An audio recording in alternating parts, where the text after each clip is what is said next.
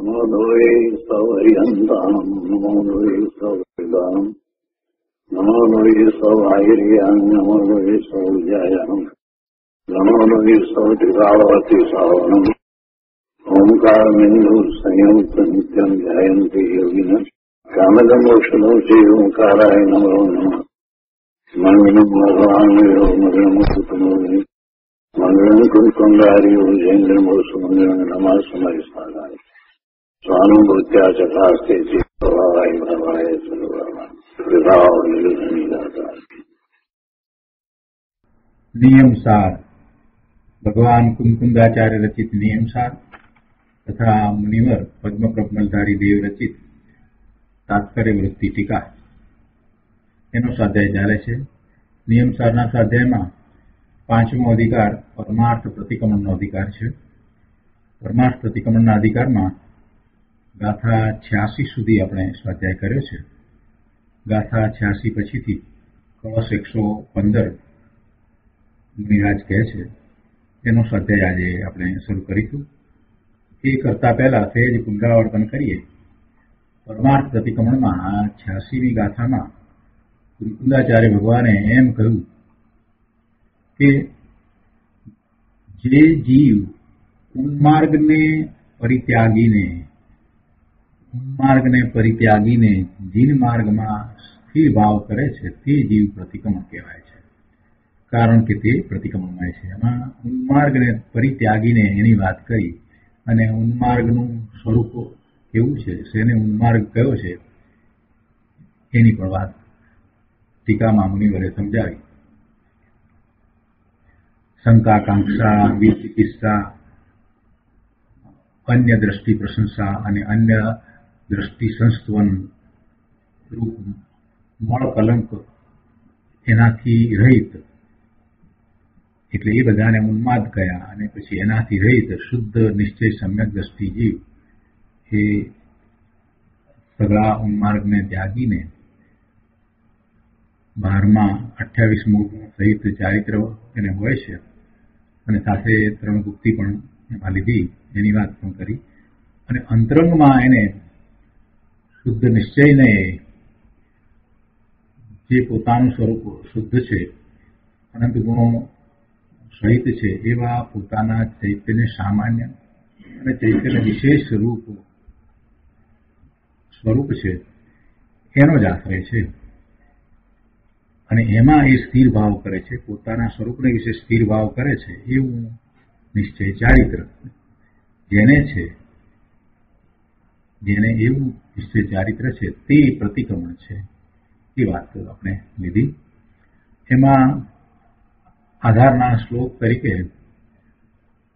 મુનિવર પદ્મપ્રબલધારી દેવે પ્રવચનસારની અમૃતચંદ્રાચાર્ય દેવની તત્વદીપિકા નામની ટીકાનો 15મો કળશ કહ્યો. અને એમાં એ વાત આવી કે વિશિષ્ટ આદરવાળા પુરાણ પુરુષોએ સેવેલું ઉત્સર્ગ અને અપવાદ દ્વારા ઘણી પૃથક પૃથક ભૂમિકાઓમાં વ્યાપતું જે ચારિત્ર, જો એમાં એમ કહ્યું 15મા કળશમાં એમ કહ્યું પ્રવચનસારના અમૃતચંદ્રાચાર્ય ભગવાનના 15મા કળશમાં એમ કહ્યું કે ઉત્સર્ગ અને અપવાદ દ્વારા 2 શબ્દ અહીંયા કહ્યા. વિશિષ્ટ આદરવાળા પુરાણ પુરુષોએ સેવેલું, મહાપુરુષોએ સેવેલું જે ચારિત્ર એની વાત કરી. પણ એમાં એ ચારિત્ર કેવું, તો કે ઉત્સર્ગ અને અપવાદ દ્વારા ઘણી પૃથક પૃથક ભૂમિકાઓમાં વ્યાપતું એવું ચારિત્ર કહ્યું. ઉત્સર્ગ માર્ગ કોને કયો અને અપવાદ માર્ગ કોને કયો?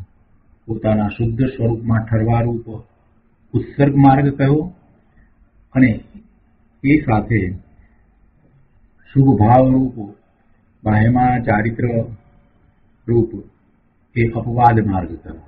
એટલે બંને સાથે ઉત્સર્ગ અને અપવાદ એમ બંને સાથે લીધા. અને અપવાદ છે એટલે તો પૃથક પૃથક ભૂમિકાઓ થઈ. શુભ ભાવ અનેક પ્રકારે થયો. પોતાને 28 મૂળ ગુણ સહિત ચારિત્ર છે અને એવું એને લક્ષ પણ થાય છે, અને સાથે ઉત્સર્ગ એટલે પોતાના શુદ્ધ સ્વરૂપમાં ઠરવારૂપ માર્ગ એ પણ છે. એટલે નિશ્ચય અને વ્યવહાર બંનેને લીધા અને વ્યવહારમાં આ પૃથક પૃથક ભૂમિકાઓ લીધી, એવું એ ચારિત્ર. અને એમાં એમ કહ્યું કે તેને યતિ પ્રાપ્ત કરીને ક્રમશઃ અતુલ નિવૃત્તિ કરીને, નિવૃત્તિ તો શેનાથી કરવાની? પોતાને થતા શુભાશુભ ભાવોથી નિવૃત્ત થવાનું, પરલક્ષ્ય થતા ભાવોથી નિવૃત્ત થવાનું. બાકી તો મુનિને હવે બીજું કંઈ રહ્યું નથી. અપરિગ્રહ તો છે જ, કોઈ પણ પ્રકારનો પરિગ્રહ નથી. એટલે તુલનામાં જેની તુલના ન કરી શકાય, તુલનામાં એની તુલનામાં કાંઈ ના આવે એવી નિવૃત્તિ, એટલે સર્વ પ્રકારના શુભ ને અશુભ ભાવ વિકલ્પો એનાથી નિવૃત્ત થવાનું. અને એમ કરીને ચૈતન્ય સામાન્ય અને ચૈતન્ય વિશેષ રૂપ જેનો પ્રકાશ છે એવા નિજ દ્રવ્યમાં સર્વતો સ્થિતિ કરો. એ 15મા કળશમાં વાત આવી.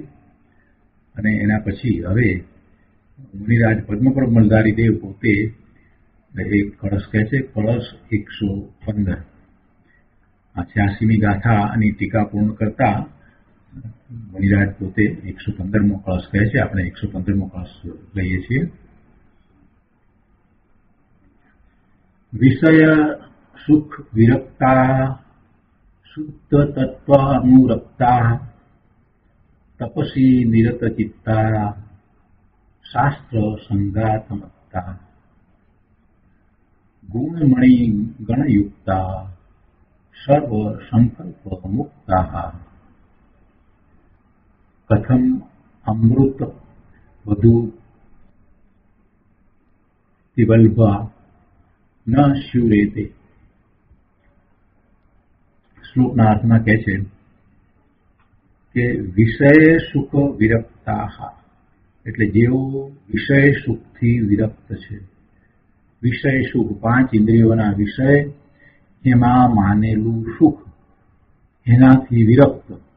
એટલે 5 ઇન્દ્રિયોના વિષયો છે તે જેને સુખમય લાગતા નથી, એનું એને લક્ષ છૂટી ગયું છે, એવા વિષય સુખથી વિરક્ત છે. જેમણે ઇન્દ્રિયોને જીતી છે એ વિષય સુખથી વિરક્ત છે. જો વિષય સુખ સાથે સુખ શબ્દ મૂક્યો છે, એ સુખ શબ્દ તો એટલા માટે મૂક્યો છે કે મિથ્યા દ્રષ્ટિને અને સામાન્ય લોકોને ખ્યાલમાં આવે એટલા માટે.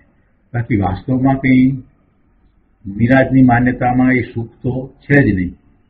મુનિરાજ પદ્મપર્વમલધારી દેવ એને સુખ માનતા નથી, પણ આપણને સમજાય એટલા માટે વિષય સુખ કહ્યું. ઇન્દ્રિયોના વિષયો જેમાં જીવ સુખની કલ્પના કરે છે તે વિષય સુખ, એ વિષય સુખથી વિરક્ત છે. કોઈને એમ થાય કે જો સુખ તો કહ્યું ને, પણ ભાઈ એ તો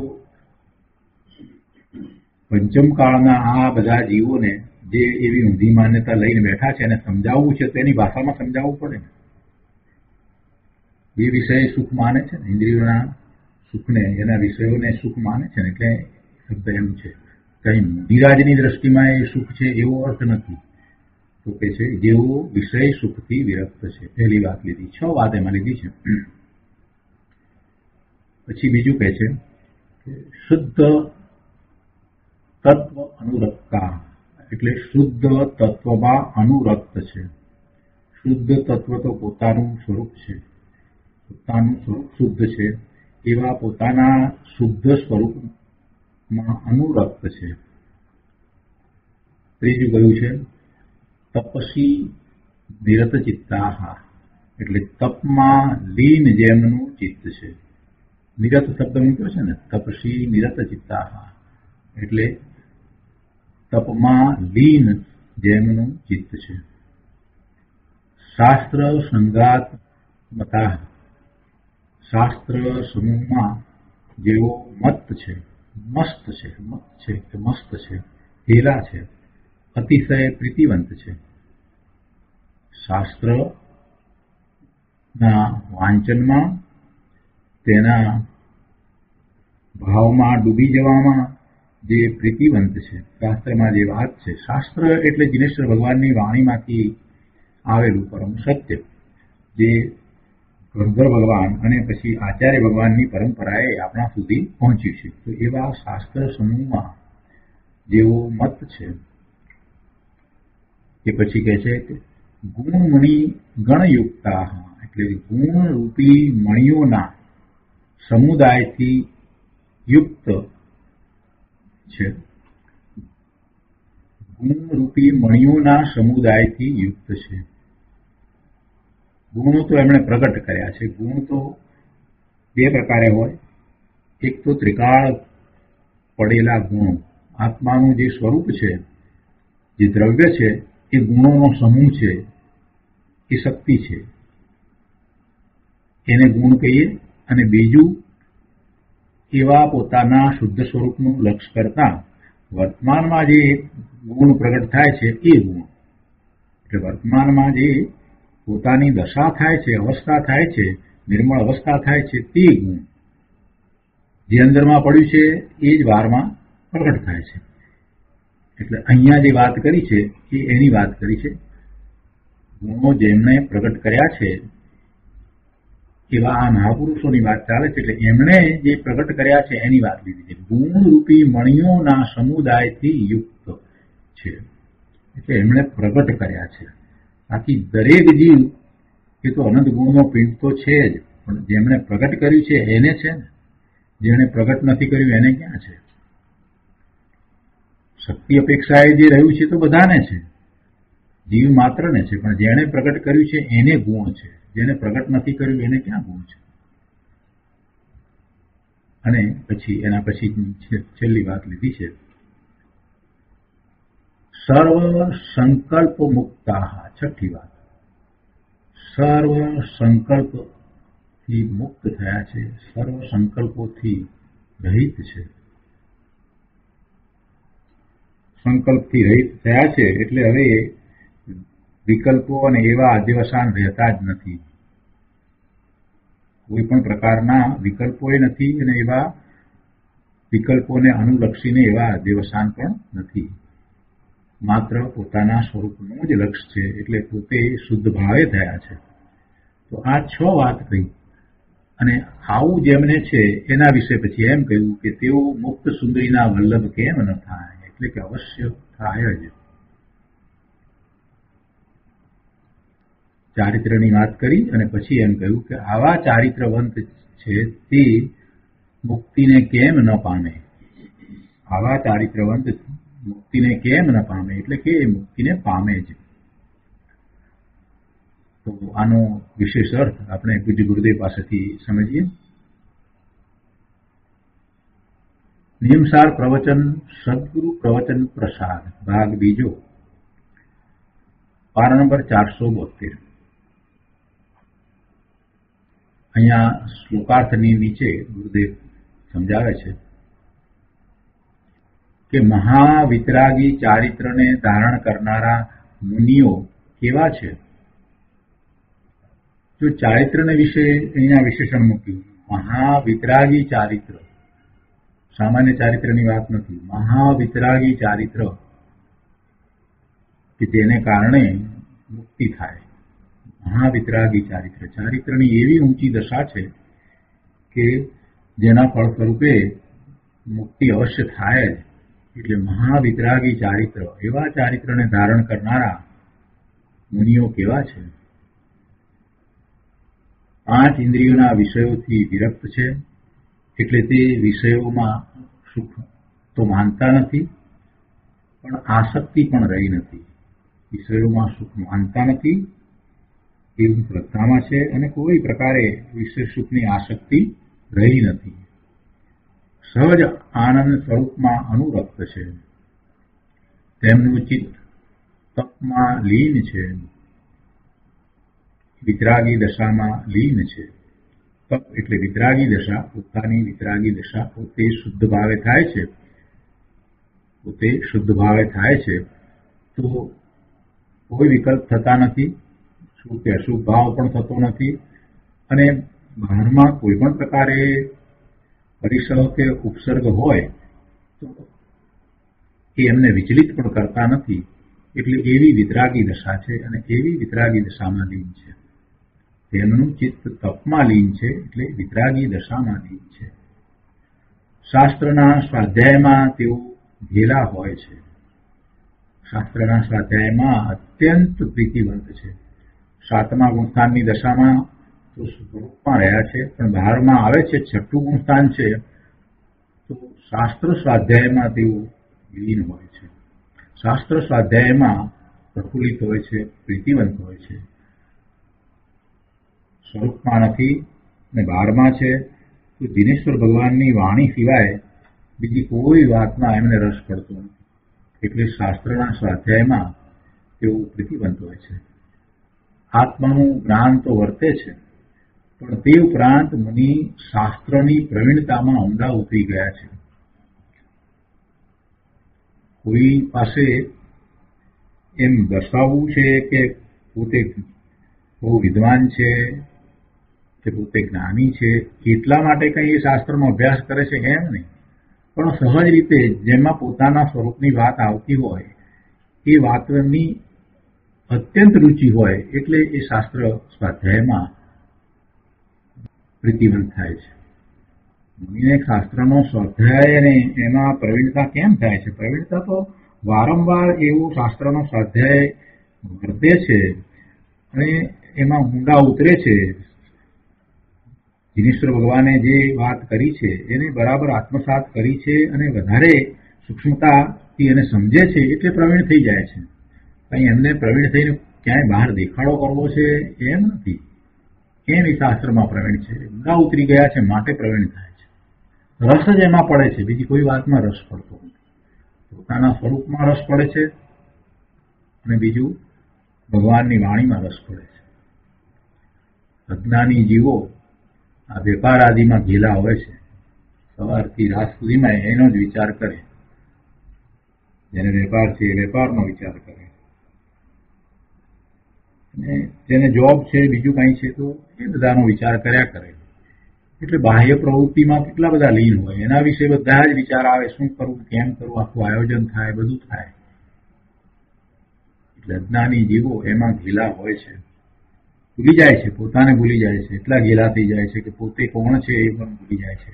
વર્ષોના વર્ષો ચાલ્યા જાય પણ પોતે કોણ છે, પોતે ભગવાન આત્મા છે, પોતે શુદ્ધ છે એ વાત તેમને યાદે આવતી નથી. પોતે ક્યાંથી અહીંયા આવ્યો, પોતે આત્મા છે તો પોતે કેમ અહીંયા આ પર્યાયમાં આવ્યો, પૂર્વે શું કર્યું હતું એટલે આ પર્યાયમાં આવ્યો, અને હવે ક્યાં જશે, હવે કઈ પર્યાયમાં જશે એનો વિચાર કરતો નથી. એવો એ પોતે પોતાના વેપાર કે નોકરી ધંધા આદિમાં એટલો બધો ગૂંચવાઈ જાય છે, એ બધું ભૂલી જાય છે. બુદ્ધે કહે છે અજ્ઞાની જીવો વેપાર આદિમાં ગયેલા હોય છે, તેમ મુનિઓ શાસ્ત્ર સ્વાધ્યાયમાં ગયેલા હોય છે. ચારે અનુયોગના શાસ્ત્રોનો એમને તો અભ્યાસ હોય છે. દ્રવ્યાનુયોગ આદિ ચારે અનુયોગના મર્મ સમજે છે. ચારે અનુયોગના મર્મ સમજે છે. કેમ કે ચારે અનુયોગનું તાત્પર્ય તો વિતરાગતા છે, એટલે એનો મર્મ વિતરાગતા એ મુનિ સમજે છે. નિશ્ચય, વ્યવહાર, ઉપાદાન, નિમિત્ત, નય, નિક્ષેપ, પ્રમાણનું સ્વરૂપ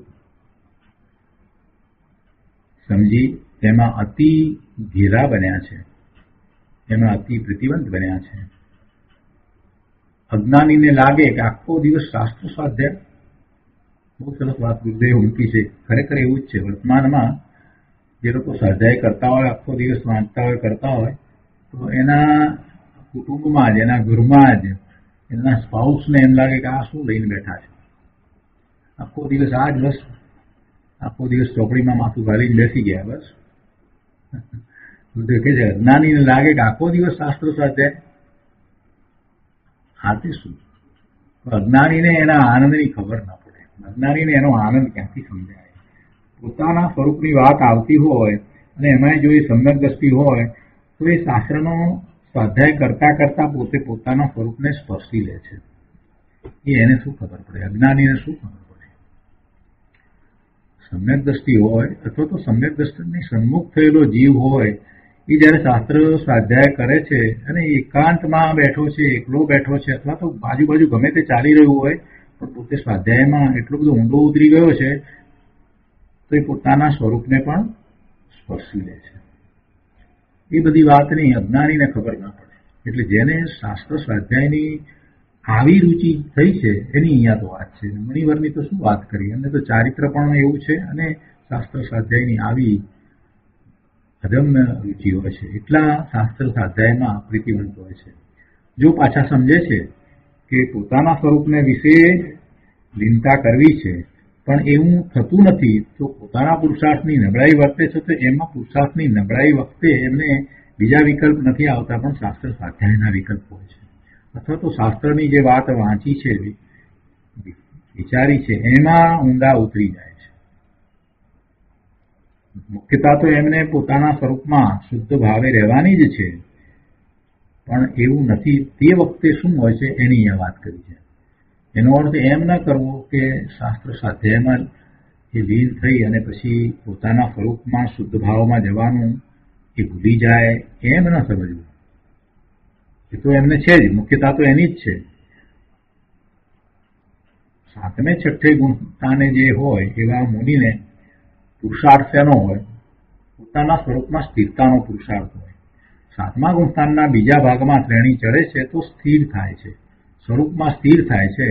એટલે આઠમું ગુણસ્થાન આવે છે ને પછી એટલો બધો ઉગ્ર પુરુષાર્થ છે, સ્વરૂપને વિશે એટલી બધી એકાગ્રતા થઈ છે જેને આપણે શુક્લ ધ્યાન કહીએ છીએ. પહેલું શુક્લ ધ્યાન થતા એ શ્રેણી ચડી જાય છે. તો આ બધી વાત જે કહીએ છીએ એના ઉપરથી એ વાત તો આપણને સ્પષ્ટ છે કે મુનિને પુરુષાર્થ તો ચારિત્રનો જ છે, મુખ્યતા તો એની જ છે, પણ હજી એ દશામાં આવ્યા નથી.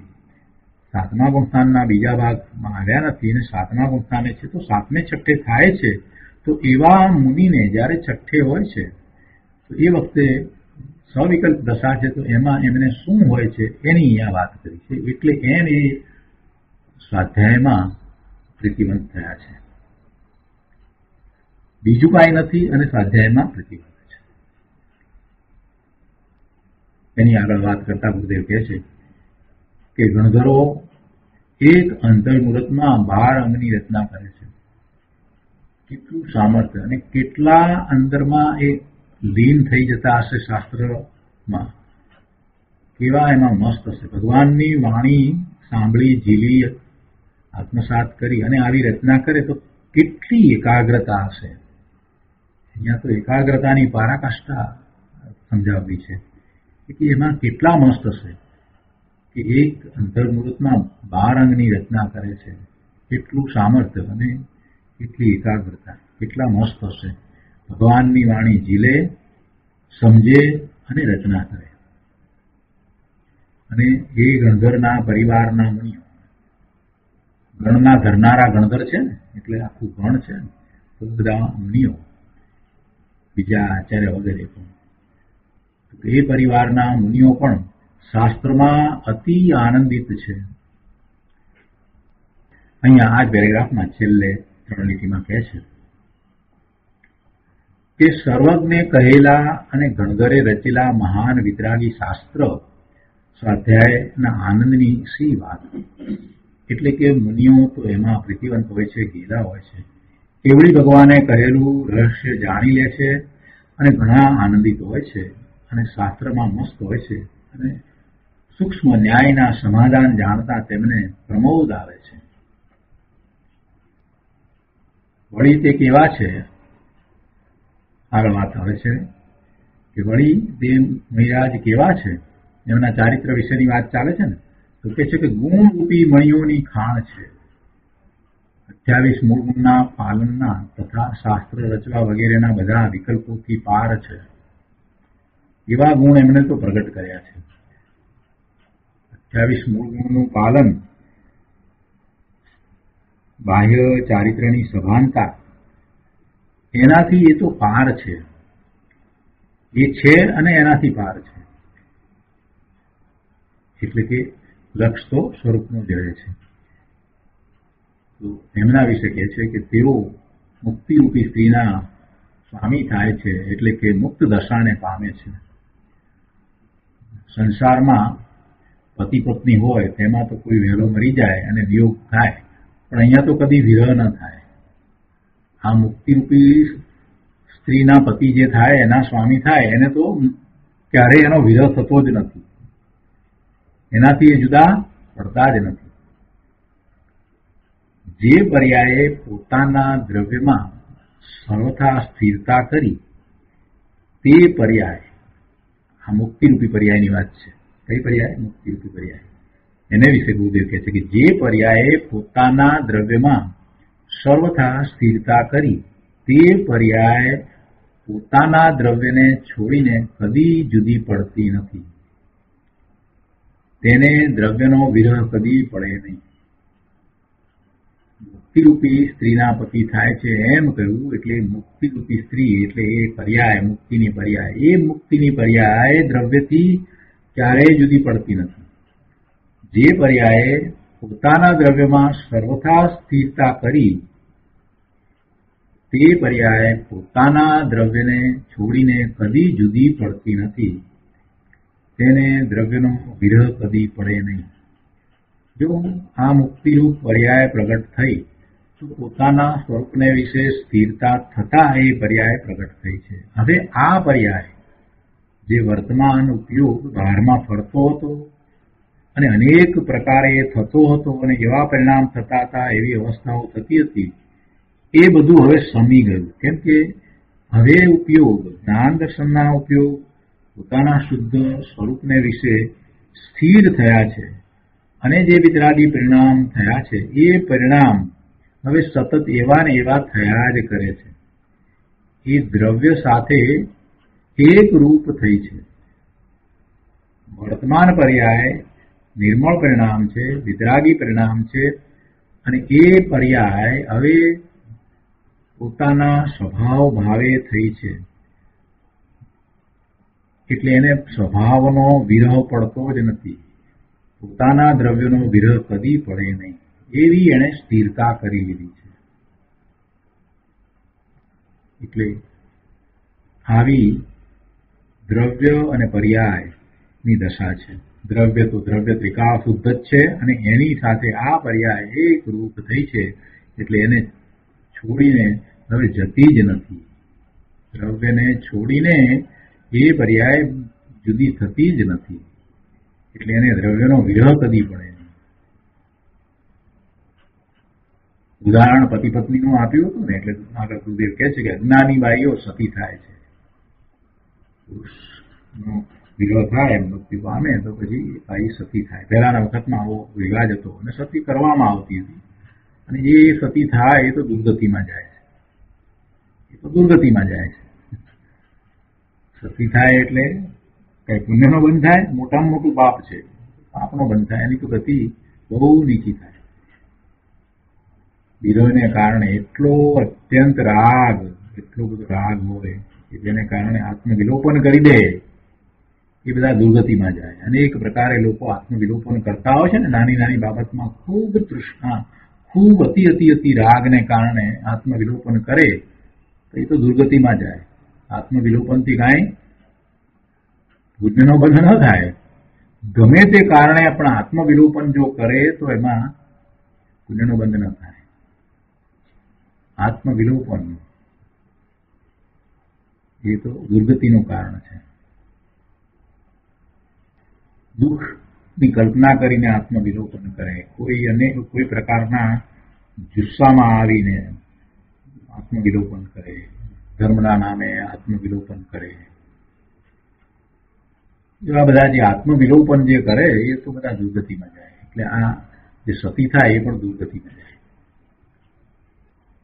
અહીંયા તો કહે છે કે ભાઈ તારે વિરહ ન જોઈતો હોય તો સત આત્મામાં લીન થઈ જા, કદી વિરહ પડશે નહીં. તારું જે અસ્તિત્વ છે, તારું અસ્તિત્વ, એવા તારા શુદ્ધ અસ્તિત્વ, તારું દ્રવ્ય એ હોવાપણે છે, ત્રિકાળ હોવાપણે છે, એ સત છે. એવા સતની સત્તાનો સ્વીકાર કરી લે ને પ્રભુ, કેમ કરતો નથી? તારું હોવાપણું છે, તારું હોવાપણું છે, અસ્તિત્વ છે, તો એવા અસ્તિત્વનો સ્વીકાર થવો એટલે કે હું છું, અને હું છું તો એવા ભાવે થઈ જવું, જેવો છે તેવા ભાવે થઈ જવું. એ છે કે સત આત્મામાં લીન થઈ જાય પછી કદી ક્યારેય વિરહ પડશે નહીં. પોતાના સ્વભાવથી એ જુદો નહીં પડે. આગળ પણ કહે છે કે જે વિતરાગી પર્યાય પ્રગટ થાય છે તે દ્રવ્યની અર્ધાંગના છે. કેમ કે જગતમાં તો એવી માન્યતા છે ને, સ્ત્રી ને પુરુષમાં તો સ્ત્રી અર્ધાંગના છે. હવે ક્યાં છે અર્ધાંગના? શરીર પણ જુદા અને આત્મા જુદા. પણ અહીંયા આ જે વિતરાગી પર્યાય પ્રગટ થાય છે તે દ્રવ્યની ખરેખર અર્ધાંગના છે કે તેનાથી કદી જુદી પડતી નથી. તેથી ટીકાકાર મુનિરાજ કહે છે કે એવા ચારિત્રગંત વિરાજ છે એ મુક્તિ સુંદરીને વરે છે, તો તમે પણ એ પ્રમાણે લૌકિક સુંદરીનો પ્રેમ છોડી અને સ્વભાવનું ભાન કરી અને મુક્તિ સુંદરીનો પ્રેમ કરો. એટલે કહે છે કે તારા સ્વભાવમાં લીન થવાથી તું મુક્ત દશાને પામીશ. તો એ રીતે 115મો કળશ અહીંયા પૂરો થાય છે. હવે 115મા કળશ પછીથી મુકુંદાચાર્ય ભગવાનની ગાથા 87 આવે છે. તો 87 ગાથા લઈએ છીએ. મોત્તુણ સલલ ભાવમ નિશ્ચલિંગ જો દુઃસાહુ પરિણમદી સો પરિક્રમણમ ઉચ્ચૈ પરિક્રમણમ આયો જમવા. સંસ્કૃતમાં ગાથા છે. મુક્ત્વા શલ્ય ભાવમ નિશલ્યે યસ્તુ સાધુ પરિણમતિ સ પ્રતિક્રમણમ ઉચ્યતે પ્રતિક્રમણમયો ભવેદસ્માत्. ગુજરાતીમાં ગાથા છે. જે સાધુ છોડી શલ્યને નિશલ્ય ભાવે પરિણમે તે પ્રતિક્રમણ કહેવાય છે, પ્રતિક્રમણમયતા કારણે.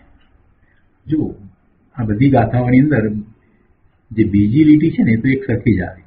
તે પ્રતિક્રમણ કહેવાય છે, પ્રતિક્રમણમયતા કારણે. બધામાં એ જ વાત આવી. પણ જે પહેલી લીટીમાં જે છે એમાં આખો ભાવ આપી દીધો.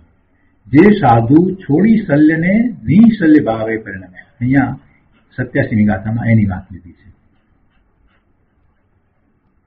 87મી ગાથામાં આ શલ્યની વાત લીધી છે. 86માં શની વાત લીધી હતી? ઉન્માર્ગની વાત લીધી હતી. ઉન્માર્ગને પરિત્યાગીને લીધી. હવે અહીંયા આ શલ્યને ત્યાગવાની વાત લીધી છે. તો એના અન્વયાર્થમાં કહે છે કે યહ તુ સાધુ શલ્ય ભાવમ મુક્ત્વા. જે સાધુ શલ્ય ભાવ છોડીને નિશલ્ય ભાવે પરિણમે છે, નિશલ્યે પરિણમતી સ પ્રતિક્રમણમ ઉચ્યતે. જે સાધુ શલ્ય ભાવ છોડીને નિશલ્ય ભાવે પરિણમે છે તે સાધુ પ્રતિક્રમણ કહેવાય છે. યસ્માત પ્રતિક્રમણમય ભવેત. કારણ કે તે પ્રતિક્રમણમય છે. ટીકામાં મુનિરાજ પદ્મબ્રહ્મચારી દેવ કહે છે કે અહીં નિશલ્ય ભાવે પરિણત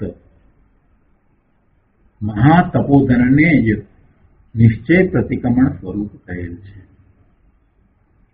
નિશલ્ય ભાવે પરિણત મહાતપોધનને, મહાતપસ્વીને, મુનિરાજને નિશ્ચય પ્રતિક્રમણ સ્વરૂપ કહેલ છે.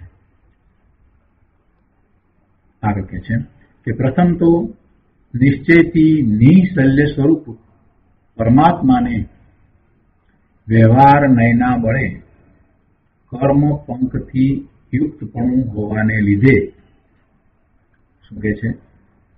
પહેલા તો નિશ્ચયથી નિશલ્ય સ્વરૂપ પરમાત્માને. પરમાત્માનું સ્વરૂપ તો શલ્ય વિનાનું જ છે. 3 શલ્ય હોય છે ને, મિથ્યાત્વ, માયા અને નિદાન. એ 3 શલ્યથી રહિત છે. આત્મા ને કોઈ શલ્ય નથી. આત્માનું શુદ્ધ સ્વરૂપ છે, એમાં કોઈ શલ્ય નથી. એમાં મિથ્યાત્વ પણ નથી, નિદાન નથી ને માયા પણ નથી. એ 3માંથી એક પણ શલ્ય આત્મામાં તો છે જ નહીં. એટલે કહે છે કે પ્રથમ તો નિશ્ચયથી નિશલ્ય સ્વરૂપ પરમાત્માને એવું પોતાનું સ્વરૂપ છે. વ્યવહાર નયના બળે કર્મ પંથથી યુક્તપણું હોવાને લીધે સ્વરૂપ તો આવું છે, છતાંય વ્યવહાર નહીંના બળે એટલે વ્યવહારથી એટલે વર્તમાન પર્યાયમાં જે છે એની વાત લીધી છે. વ્યવહાર નહીંના બળે કર્મપંથથી યુક્તપણું હોવાને લીધે, કર્મરૂપી કાદવ સાથે સંબંધ હોવાને લીધે, કર્મપંથથી યુક્તપણું, પંથ એટલે કાદવ, કર્મરૂપી કાદવ સાથે એને સંબંધ હોવાને લીધે, પણ એ સંબંધને વ્યવહારથી સંબંધ કર્યો છે. વર્તમાન પર્યાય છે એ કંઈ શાશ્વત પર્યાય નથી, કાયમ રહેવા વાળું નથી, અને એ કોઈ આત્માના ગુણને કારણે નથી. એટલે આ કર્મ સહિતની જે અવસ્થા જે છે એટલે સંસાર પર્યાય છે એ વ્યવહાર નહીંથી કહી છે. વ્યવહારથી જીવને આ સંસાર પર્યાય છે. નિશ્ચયથી તો જીવને શું છે? નિશ્ચયથી તો જીવને શુદ્ધ પરિણમન છે, શુદ્ધ પર્યાય જ છે, ત્રિકાળ શુદ્ધ જ છે.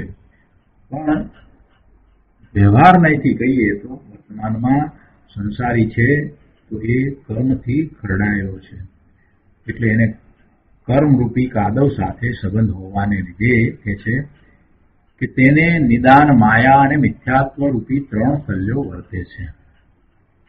ત્રિકાળ શુદ્ધ સ્વરૂપ છે, એમાં નિદાન, માયા, મિથ્યાત્વ નામના શલ્યો નથી, પણ એને વર્તમાન અવસ્થામાં આ 3 શલ્યો વર્તે છે. તો એવા 3 શલ્યોથી જે રહિત થાય છે એવા મુનિરાજની અહીંયા તો વાત કરી છે, એવા મુનિરાજના ચારિત્રની વાત કરી છે. એટલે કહે છે કે એ વ્યવહારથી એમ કહેવાય છે, એ ઉપચાર છે. નિશ્ચયથી નિઃશલ્ય સ્વરૂપ પરમાત્માને વ્યવહાર નહીંના બળે કર્મપંથથી યુક્ત પણ હોવાને લીધે, એટલે વ્યવહારને કર્મરૂપી કાદવ સાથે સંબંધ હોવાને લીધે તેને નિદાન, માયા અને મિથ્યાત્વ રૂપી 3 શલ્યો વર્તે છે, એમ ઉપચારથી કહેવાય છે. આમ હોવાથી જ 3 શલ્યો પરિત્યાગીને જે પરમ યોગી પરમ નિઃશલ્ય સ્વરૂપમાં રહે છે તેને નિશ્ચય પ્રતિક્રમણ સ્વરૂપ કહેવામાં આવે છે. એને ઉપચારથી આ શલ્યો છે એમ કહ્યું, પહેલા તો જીવને ઉપચારથી આ શલ્યો છે એમ કહ્યું, અને પછી કહે છે કે આમ હોવાથી. આમ હોવાથી એટલે 2 વાત સાથે છે. એક વાત શું છે કે નિશ્ચયથી એ નિઃશલ્ય સ્વરૂપ છે, જીવનું સ્વરૂપ નિશ્ચયથી તો શલ્ય વિનાનું છે, અને વ્યવહારે એને આવા નિદાન, માયા, મિથ્યાત્વ રૂપી 3 શલ્યો વર્તમાન પર્યાયમાં છે. આમ હોવાથી હવે જો એ પોતે એવો પુરુષાર્થ કરે અને પોતાનું શુદ્ધ સ્વરૂપ છે એવા શુદ્ધ સ્વરૂપે થઈ જાય તો પેલા જે શલ્ય હતા એનો ત્યાગ થયો એમ કહેવાય. એટલે કે છે કે આમ હોવાથી, અહીંયા આમ હોવાથી શબ્દ મૂકે એટલે 2 વાત એમાં સાથે છે. એક તો પોતાનું સ્વરૂપ ત્રિકાળ શુદ્ધ શલ્ય રહિત છે, અને બીજું વર્તમાન પર્યાયમાં શલ્ય પણ છે. એટલે અહીંયા એ વાત એ રીતે લીધી કે આમ હોવાથી જ 3 શલ્યો પરિત્યાગીને, જો આમ હોવાથી જ 3 શલ્યો પરિત્યાગીને થાય. કેમ કે જો એવા શલ્યો છે જ નહીં, એકાંતે એમ લઈ લેવામાં આવે કે આત્માને કોઈ શલ્ય નથી, જો એકાંતે એમ લઈ લેવામાં આવે તો પછી શલ્યના ત્યાગનો પ્રશ્ન જ ઉપસ્થિત થતો નથી. પણ ત્રિકાળી ધ્રુવ સ્વરૂપમાં, શુદ્ધ સ્વરૂપમાં શલ્ય નથી, અને સાથે એને વર્તમાન પર્યાયમાં શલ્ય છે. એ 2 વાતને રાખવી પડે, અને 2 વાત રાખીએ તો જ પછી શલ્યનો ત્યાગ થાય. અહીંયા તો શલ્યનો પરિત્યાગ થયો છે, પૂર્ણપણે ત્યાગ થયો છે. એટલે કે છે કે આમ હોવાથી જ મૂક્યો છે ને, 3 શલ્યો પરિત્યાગીને જે પરમ યોગી પરમ નિઃશલ્ય સ્વરૂપમાં રહે છે. હવે નિઃશલ્ય સ્વરૂપમાં રહ્યો એટલે તો પોતાનું તો એવું સ્વરૂપ છે જ, તો એવા પોતાના સ્વરૂપે થઈ ગયો. પોતાનું સ્વરૂપ છે એવું નિઃશલ્ય સ્વરૂપ છે માટે એ થઈ શકે છે, નહીતર તો થઈ શકે જ નહીં.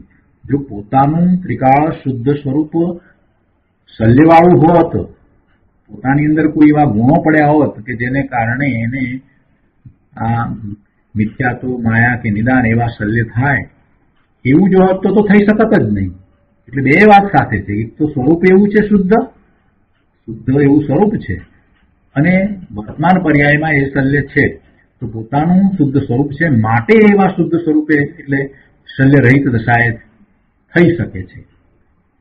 એક વાત. અને બીજું, વર્તમાન પર્યાયમાં એવા શલ્ય હતા માટે એનો ત્યાગ થયો. એટલે હતા, છે જ નહીં એમ પણ નહીં.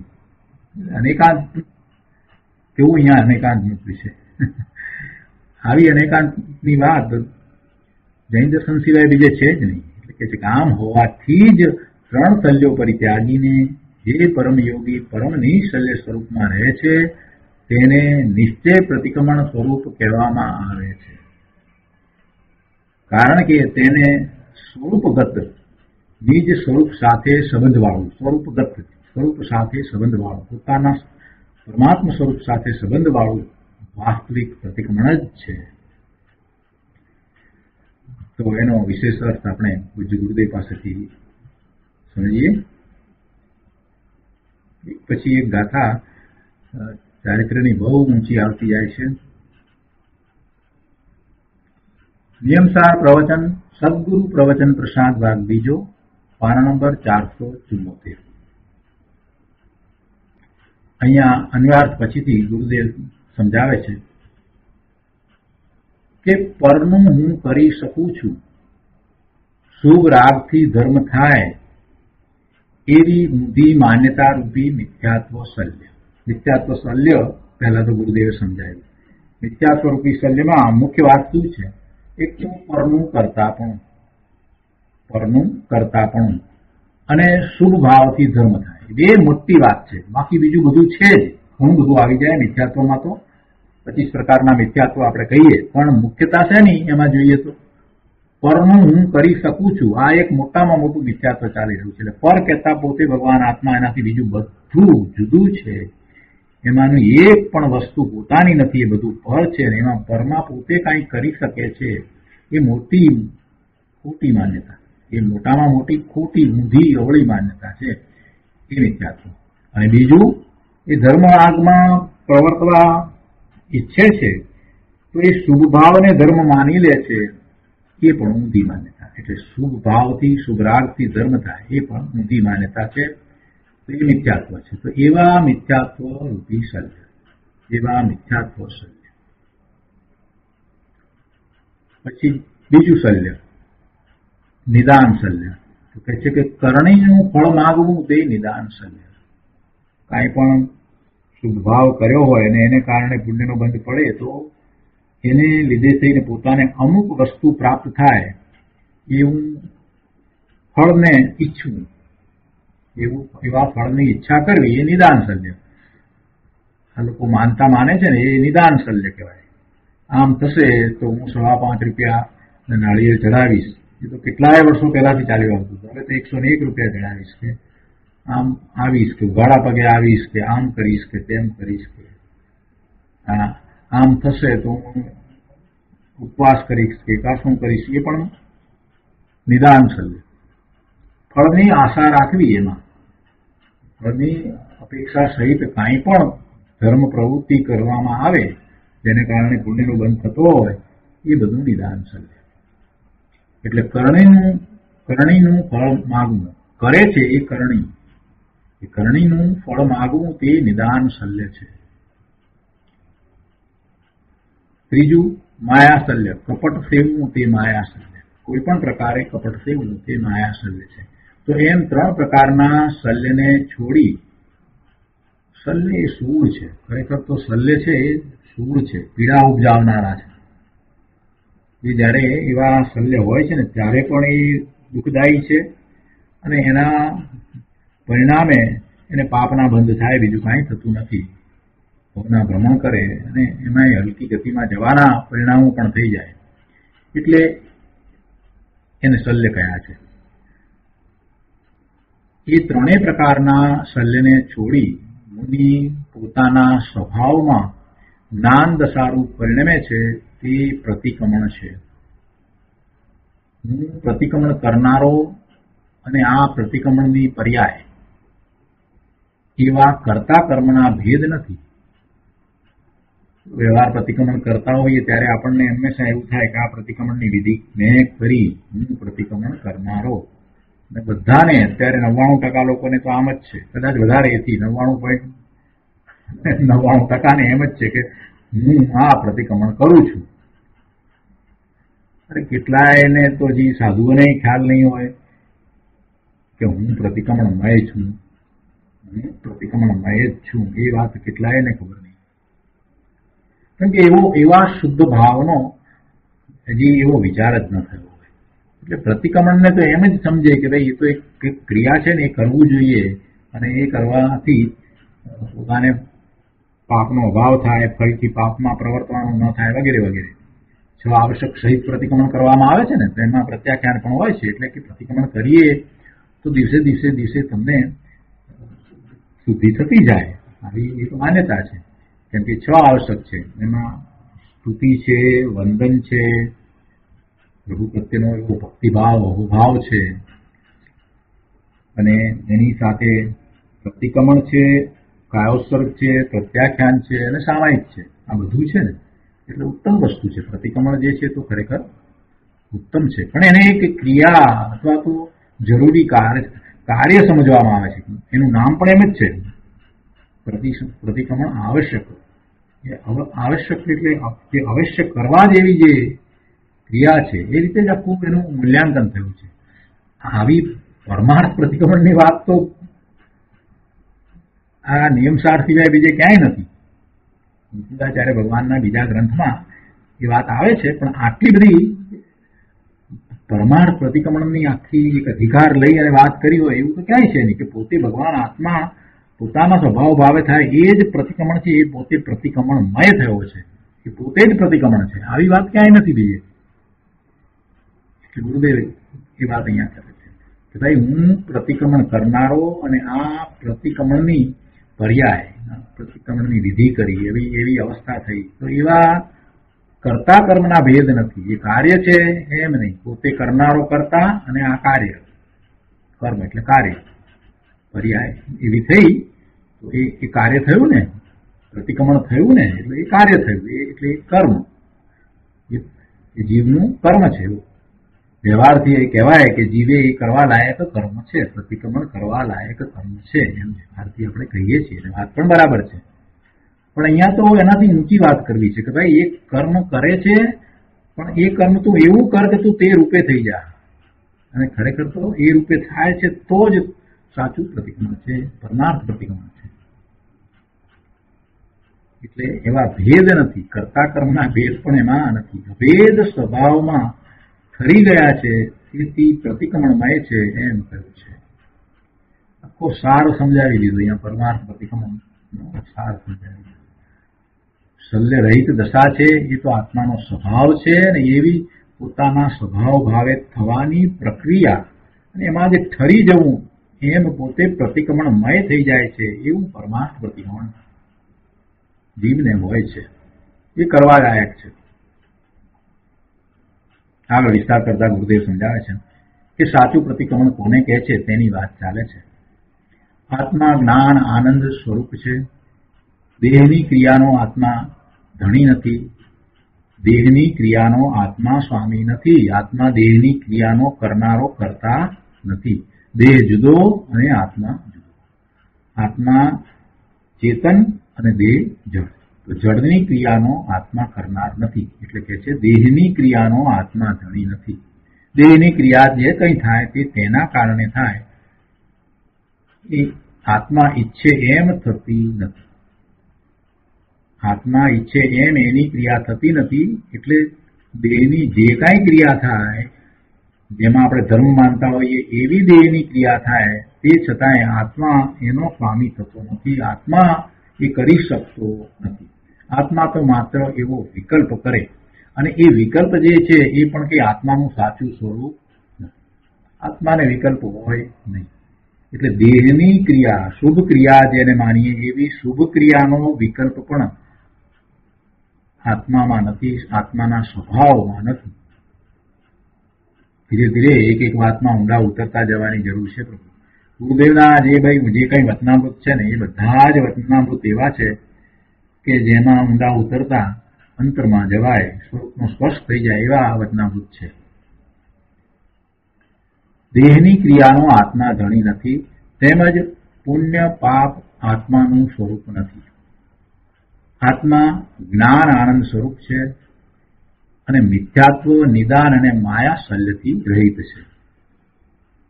આત્મા જ્ઞાન આનંદ સ્વરૂપ છે. આ અસ્થિથી વાત કરી, અને નાસ્તિથી કહેવું હોય તો મિથ્યાત્વ, નિદાન અને માયા શલ્યથી રહિત છે. પુણ્ય પાપના ભાવથી પણ આત્મા રહિત છે. તો એવા આત્માનું ભાન થવું તે મિથ્યાત્વનું પ્રતિક્રમણ છે.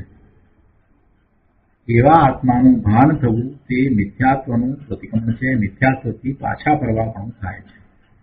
જેવો ભગવાન આત્મા છે એવો એનો સ્વીકાર થવો, એટલે પોતાની ઊંધી માન્યતાનો ત્યાગ થવો, એમ એ મિથ્યાત્વનું પ્રતિક્રમણ થાય છે. અહીંયા મુનિપણાની વાત છે. તેથી એવા ભાન ઉપરાંત, એટલે કે આવું સમ્યક દર્શન, સમ્યક જ્ઞાન અને અંશે ચારિત્ર, સ્વરૂપાચરણ ચારિત્ર, એવા સંકિત, તો એવા સંકિત ઉપરાંત નિશલ્ય ભાવે પરિણત છે. કોણ? મુનિ. મુનિની વાત છે. તેથી એવા ભાન ઉપરાંત નિશલ્ય ભાવે પરિણત છે. એટલે અસ્થિરતાના પુણ્ય પાપના ભાવોથી રહિત થાય છે. તે મહામુનિ તપોધન છે, અને તે તપરૂપી લક્ષ્મીના સ્વામી છે, અને તેમને જ નિશ્ચય પ્રતિક્રમણ સ્વરૂપ કહેલ છે. એટલે ગાથાનો સાર અહીંયા આમાં આપી દીધો. ગાથાનો સાર ગુરુદેવે અહીંયા એક પેરેગ્રાફમાં આપી દીધો. હવે આગળ કહે છે કે સ્વભાવની એકાગ્રતાને તપ તથા ખરી લક્ષ્મી કહી છે.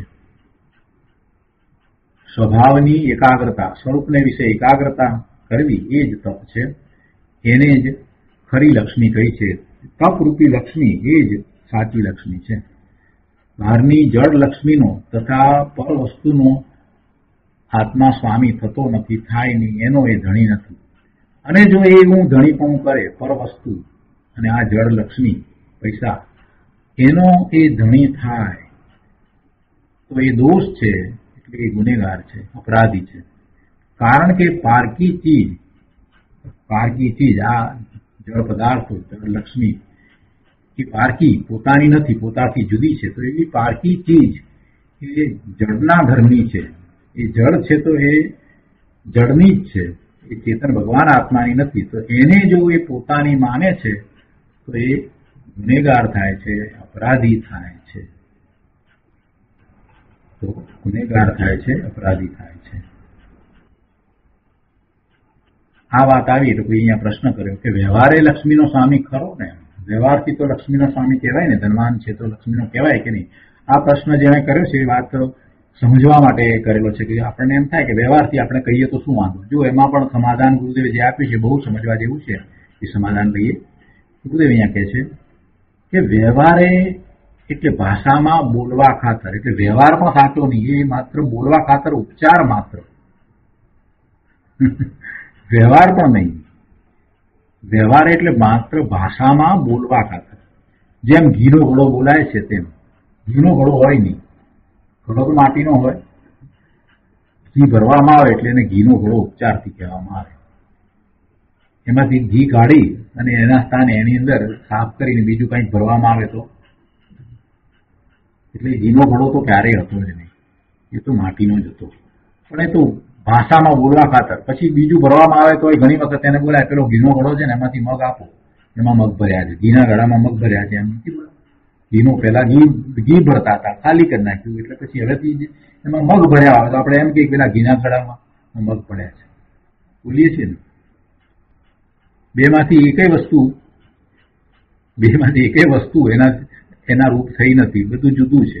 છતાંય આવું બધું ભાષામાં તો ઘણું બોલાતું હોય. એટલે કોઈને ધનવાન કહીએ, લક્ષ્મીવાન કહીએ એટલે ખરેખર એ લક્ષ્મી એનામાં આવી ગઈ છે એવો અર્થ થતો જ નથી. એમ ગુરુદેવને તો સમજાવવું છે કે અત્યંત ભિન્ન છે. આ લક્ષ્મી પૈસા જે છે એ આત્માથી અત્યંત ભિન્ન છે, અત્યંત જુદા છે. એટલે ગુરુદેવ એ વાત અહીંયા સમજાવે છે. ઉદાહરણ પણ એવું જ આપ્યું છે. જેમ ઘીનો ઘોડો બોલાય છે તેમ તે વ્યવહારે પણ સાચો ક્યારે કહેવાય? વ્યવહારમાં તો કંઈક સત્ય આવે ને એ ઉપચારથી કહેવામાં આવ્યું તો એ નિશ્ચય છે તો એ વ્યવહાર છે તો સાચો વ્યવહાર કહેવાય. પણ અહીંયા તો એ વ્યવહારે પણ સાચો કહેવાય ના કહેવાય. જીવ એમ માને એ વ્યવહારે સાચો જો કહીએ લક્ષ્મીવાન કહેવો હોય તો ક્યારે કહેવાય એ વાત અહીંયા ગુરુદેવે સમજાવી છે. કે છે કે જીવ એમ માને કે લક્ષ્મી જળ છે આત્મા એનાથી જુદો છે અને આત્મા એ લક્ષ્મીને ભેગી કરી શકતો નથી. કેમ કે આત્મા ચેતન છે તો એ લક્ષ્મીના કોઈ કાર્ય કરી શકે નહીં. કેમ કે લક્ષ્મી જળ છે તો જળના કાર્ય ન કરે. એટલે આત્મા લક્ષ્મીને કમાઈ શકતો નથી, રાખી શકતો નથી. કેટલી સરસ વાત કરી. જીવ એમ માને કે લક્ષ્મી જળ છે અને હું ચેતન છું, તો ચેતન એવો હું આ જળ એવી લક્ષ્મીનું કાંઈ કરી શકું નહીં, એને લાવી પણ શકું નહીં, મૂકી શકું નહીં, રાખી શકું નહીં, ભેગી કરી શકું નહીં. આત્મા તેને ભેગી કરી શકતો નથી અને તેના ઉપર લક્ષ જાય છે, એને લક્ષ્મી ઉપર લક્ષ જાય છે તો એને ભોગવવાનો ભાવ, એ બધો ભાવ પાપ ભાવ છે અને એમાં સુખ નથી. તેમાં અને લક્ષ્મીમાં સુખ નથી. એ ભાવમાંય સુખ નથી, ભોગવવાના ભાવમાંય સુખ નથી અને લક્ષ્મીમાંય સુખ નથી. એ પરદ્રવ્ય અને સુખ તો પોતામાં છે. જો આવી એને માન્યતા હોય, એમ માને, તો એને વર્તમાન સંયોગમાં લક્ષ્મી છે એવું બતાવવા માટે એમ વ્યવહારથી એમ કહેવાય કે ભાઈ લક્ષ્મી વાળો છે. તો વ્યવહારથી ભાષામાં આ જીવ આટલી લક્ષ્મીનો સ્વામી છે એમ બોલાય. પણ લક્ષ્મી પોતાની છે અને એનાથી પોતાને સુખ છે અને તેથી એને અંતરમાં ગલગલિયા થાય લક્ષ્મીમાં મારાપણાનો ભાવ કરતા, તો તેને વ્યવહાર ને નિશ્ચય એક થઈ જાય. એટલે એને તો મોટો અપરાધીને ચોર કહ્યો. લક્ષ્મીને મારી માને, પોતાની માને અને એનાથી પોતાને સુખ થાય છે એવી જો એની માન્યતા હોય તો એમાં તો વ્યવહાર નિશ્ચય એક થઈ ગયા. એની માન્યતામાં ખરેખર નથી થતું. એટલે વ્યવહાર નિશ્ચયને એક કરનારો એ તો મોટો ચોર અપરાધી છે. જે પર પોતાનું નથી એને પોતાનું માને, એનાથી પોતાને ખરેખર સુખ થતું નથી છતાં એનાથી સુખ થાય એવી માન્યતા કરે તો એ મિથ્યાત્વ શલ્ય સહિત છે. પ્રથમ તો મિથ્યાત્વ શલ્ય જવું જોઈએ. મિથ્યાત્વ જાય પછી જ ધર્મની શરૂઆત થાય છે. એટલે મિથ્યાત્વ જવું જ જોઈએ તો જ ધર્મ દશાની શરૂઆત થાય અને મિથ્યાત્વનું પ્રતિક્રમણ કર્યું કહેવાય. મિથ્યાત્વથી છૂટે તો મિથ્યાત્વનું પ્રતિક્રમણ કર્યું કહેવાય. તો આજનો સ્વાધ્યાય આપણે અહીંયા સુધી રાખીએ છીએ. વધુ વિસ્તાર આપણે આવતી વખતે લઈશું. હવે 10 લક્ષણ ધર્મની વાત ચાલતી હતી અને છેલ્લા 2 ધર્મની વાત બાકી છે, તો એ વાત પણ આપણે લઈએ છીએ. આત્મચિંતન અને બ્રહ્મચર્ય એ 2 વાત છે, 2 ધર્મની વાત છે. તો આત્મચિંતનની અંદર અપરિગ્રહ, આત્માનું સ્વરૂપ અપરિગ્રહ સ્વરૂપ છે તેને એમાં સમજવાનું છે. બાકી તો આપણે અપરિગ્રહ વિશે ઘણું બધું સમજીએ છીએ. વ્યવહારથી જે પરિગ્રહ રહિત દશા અને એના વિશે જે વાત કરવામાં આવી છે અને એના વ્રત વગેરેની 5 વ્રતની અંદર પણ એ વાત છે, 12 વ્રતની અંદર પણ એ અપરિગ્રહની વાત છે, 5મું વ્રત છે અને 5 મહાવ્રતમાં પણ એ અપરિગ્રહની વાત છે. મુનિઓ નિર્ગ્રંથ છે, નિર્ગ્રંથ છે એટલે એક તાણામાં પણ એમને પરિગ્રહ નથી, એવા નિર્ગ્રંથ છે. એટલે એ બધું આપણે જાણીએ છીએ. પણ અહીંયા તો ઉત્તમ આકિંચન ભાવ કોને કહેવો? ઉત્તમ આકિંચન ભાવ તો જે પર છે એને ન રાખવાનો ભાવ. અને ઉત્તમ તો ત્યારે જ કહેવાય કે પોતાના સ્વભાવ ભાવ સિવાયનો કોઈ પણ ભાવ, પોતાના સ્વભાવ ભાવ સિવાયનો અન્ય કોઈ પણ ભાવ છે એને ન રાખવા રૂપ ઉત્તમ આકિંચન છે. એવું અપરિગ્રહનું સ્વરૂપ. પોતાના સ્વભાવ ભાવ સિવાય અન્ય કોઈ પણ ભાવ જેને પરિગ્રહ નથી એને ખરેખર ઉત્તમ આકિંચન્ય છે. અને છેલ્લો 10મો ધર્મ છે ઉત્તમ બ્રહ્મચર્ય. ઉત્તમ બ્રહ્મચર્ય વિશે વાત કરીએ તો બ્રહ્મચર્ય વિશે તો અષ્ટપાઉડની અંદર ઘણું બધું સમજાવવામાં આવ્યું છે અને પદ્મનંદી પંચવિસંતિની અંદર પણ બ્રહ્મચર્ય વિશે મુનિરાજ પદ્મનંદી આચાર્ય ભગવાન હતા, એમણે ઘણી વાત લખી છે, ઘણું લખ્યું છે, ઘણું વિસ્તારપૂર્વક કહ્યું છે. 9 વાળ સહિત બ્રહ્મચર્ય હોય. મન વાણી અને કાયાથી કરવું નહીં, કરાવવું નહીં અને અનુમોદવું નહીં, એવું 9 વાળ સહિત બ્રહ્મચર્ય. પુરુષ વેદ, સ્ત્રી વેદ અને નપુંસક વેદ એટલે કે બંને પ્રકારનો વેદ, પુરુષ અને સ્ત્રી વેદ બંને પ્રકારના વેદ, જે નપુંસક વેદ. તો એવા વિકલ્પોથી પણ રહિત થવું, મનમાં એનો એવો વિકલ્પ પણ નહીં. પોતાને સ્ત્રી વેદ માનવો કે પુરુષ વેદ માનવો, કોઈ પણ વેદ માનવો કે બંને વેદ સાથે એટલે નપુંસક વેદ એવું માનવું, એ પણ જેને નથી. એટલે સમ્યક દ્રષ્ટિને તો કોઈ વેદ હોતો જ નથી, અને કોઈ વેદ નથી તો એને સાચા અર્થમાં ઉત્તમ બ્રહ્મચર્ય હોઈ શકે. ઉત્તમ બ્રહ્મચર્યનું સ્વરૂપ ગુરુદેવે એ રીતે વર્ણ્યું કે બ્રહ્મ નામ આત્મા, બ્રહ્મ એટલે કે આત્મા, અને એમાં ઠરવું, ચરવું. બ્રહ્મ એટલે આત્મા, અને આત્મામાં ચરવું, એમાં ચર્યા કરવી, એનું નામ ઉત્તમ બ્રહ્મચર્ય. અને આવું ઉત્તમ બ્રહ્મચર્ય સંકિતિને હોય. તો આ 10 લક્ષણ ધર્મ વિશેની વાત થઈ. 10 લક્ષણ ધર્મ એ કઈ 10 લક્ષણ પર્યુષણ પર્વ હોય ત્યારે જ હોય એમ નથી. એ તો આત્માના ધર્મ છે, અને એના 2 પુસ્તકોની મેં વાત કરી હતી, એમાંથી સમય કાઢી અને એ બંને પુસ્તકો વાંચી લેવા જેવા છે. ધર્મના 10 લક્ષણ અને 10 લક્ષણ ધર્મ, એ બંને વાંચવા જેવા છે. 10 દિવસના આ પર્વ પછીથી 11મા દિવસે ક્ષમાવાણી કહેવામાં આવે છે. એનો આશય આખો એવો છે કે પૂર્વે કરેલા વિભાવ ભાવોથી પાછા ફરી અને સ્વભાવ ભાવનો પુરુષાર્થ કરવો, અને વારે વારે વિભાવ ભાવે ન થવું એવો પ્રયત્ન કરવો. એ જ સાચી ક્ષમા છે. ક્ષમા તો પોતાની હોય, પોતે વિભાવ ભાવે થાય છે, એ મોટો અપરાધ છે.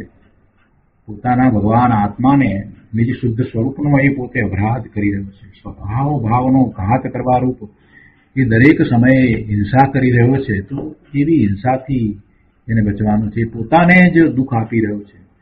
આપણે કહીએ છીએ ને, કોઈ જીવને ની હિંસા કરી હોય, એને દુઃખ પહોંચાડ્યું હોય તો એ માટે હું ક્ષમા માંગુ છું. ભાઈ, તું તારા સ્વભાવ ભાવની હિંસા કરે છે, એને દુઃખ પહોંચાડે છે, તો ખરેખર પ્રતિક્રમણ કરે છે ત્યારે તારે એમ પ્રતિકંબાનું છે, અને એમાં એવી ક્ષમા માંગવાની છે. સર્વ જીવોની ક્ષમા માંગવું એ ભાવ સુભાવ છે. ક્ષમું સર્વજીવોને એટલે હું સર્વજીવોની ક્ષમા માંગુ છું, અને સર્વજીવો મને ક્ષમા કરો. તો ઈચ્છામી દુક્કડમ. હવે સુખધામ બોલીએ. સુખધામ અનંત સુસંત ચરી દિનરાત રહે તદ ધ્યાન મની પ્રકાંતિ અનંત સુધામય છે પ્રણમુ પદતે વરતે જયતે પ્રણમુ પદતે